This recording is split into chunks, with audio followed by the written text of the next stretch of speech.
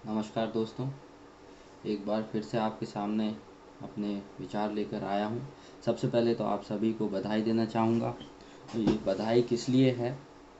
वो भी बताते हैं। ये बधाई इसलिए है कि जो आपने एक छोटा सा ट्रेलर सरकार को दिया है अभी हाल ही में हुए पंजाब के म्युनिसिपल चुनाव में, उससे सरकार के कान खड़े हो गए हैं और एक बात तो साफ समझ आ गई है कि जिम्मेदार नागरिकों और करदाताओं और मतदाताओं को बेवकूफ़ बनाने का क्या परिणाम होता है। उसके लिए आपको बहुत बहुत बधाई। और इस चुनाव के नतीजों से एक बात और साफ है कि जनता अब धर्म, जाति और समुदाय के विभाजन के जाल में नहीं फंसने वाली है। और वो जान चुकी है, समझ चुकी है और देख रही है कि किस तरीके से उनकी मेहनत की कमाई को लूटा जा रहा है। और ये जो आजकल एक जल्दी मची हुई है सरकार को सारे उपक्रम और सारे विभाग और सारी सरकारी संस्थाएं प्राइवेटाइज़ करने की और बेचने की,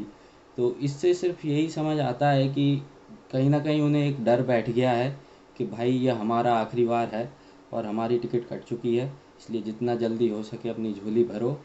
और अपने जितना ज़्यादा कमा सकते हैं कमाओ, इनको जनता को जितना लूट सकते हो लूटो, क्योंकि अगला मौका उन्हें मिलने वाला नहीं है।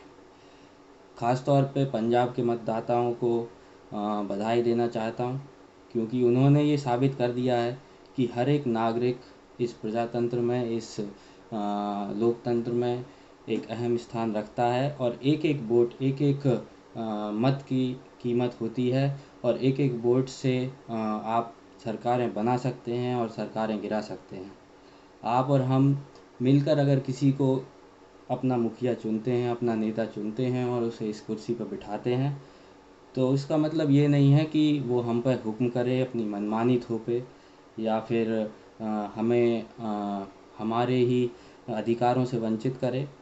अगर हम उसे वहाँ तक पहुँचा सकते हैं, बिठा सकते हैं, तो इसका मतलब ये है कि हम उसे वहाँ से गिरा भी सकते हैं। लेकिन ऐसा करने के लिए ज़रूरी नहीं है कि आपको एक आंदोलन का रूप लेना पड़े, आपको एक विरोध, इस हिंसक विरोध करना पड़े। आप उसको इस तरीके से भी साबित कर सकते हैं जैसे कि एक बात जानी जाए कि इन नेताओं सरकारों को आपके विरोध या आंदोलन से कोई फ़र्क नहीं पड़ता। इससे अगर किसी को फ़र्क पड़ता है तो आपको पड़ता है और आम जनता को पड़ता है। लेकिन अगर आप इनको वोट कर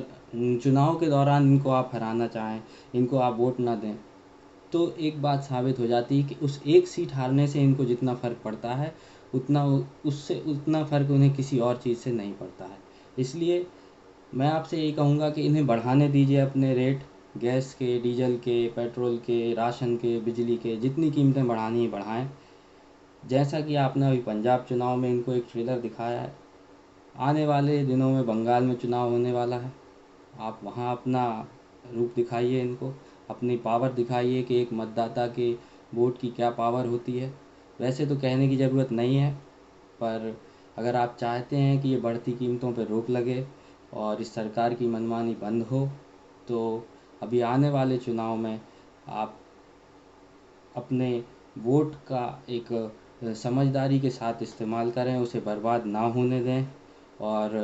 एक जिम्मेदार नागरिक होने का फ़र्ज़ पूरा करें। लेकिन अगर आपने इनके जातिवाद या धर्म के प्रलोभन में या बहकावे में आके अपना वोट किसी ऐसे प्रत्याशी को दे दिया या किसी ऐसी पार्टी को दे दिया जो कि सिवाय लूटमार और मनमानी और अपनी झोली भरना जानते हैं, उसके बाद फिर आप चाहे जितना विरोध करें, जितना भी पछतावा करें, उसका कोई अर्थ नहीं है, उससे कोई मतलब निकलने वाला नहीं है। इसलिए मेरी आपसे ये अपील है और यही अपेक्षा है कि आप एक ख़ास पार्टी या ख़ास दल को ना देखते हुए एक ऐसे प्रत्याशी को चुनें जिसकी कर्मठता, ईमानदारी और देश के विकास और जनता के विकास के लिए लगन पे आपको पूरा भरोसा हो, ना कि इन लोगों की तरह देश को लूटने की और पैसे कमाने की मंशा से जो राजनीति में आया हो।